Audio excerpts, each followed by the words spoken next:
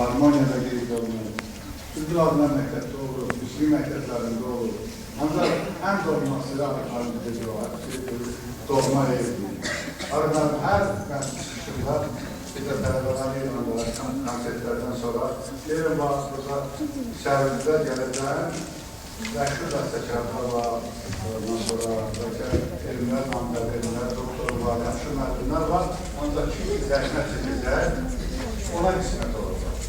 Nəsr 1951-ci ildə Arıq məzunumuzun Masas Seymalı Müzikə Komunu olası Tarsimini bitirmiş və bir il Şuşada işləyəndən sonra gecə günü cəhətlə əziyyət çəkərək, o gəlmə üstündə o Şuşada işləyək, Satqıyla, Hanımanyanın dərin sidrərinə gələnərək Azərbaycan Dövlət Konservatoriyasına qəbul olur və Qara sidrində təhsil alır. Və birinci konsertimizdə də bir günündə Qara Arıqlarının müəllimin əsərindən qalan 11 əsər Arıq müəllimin əsərlərinin üzrə.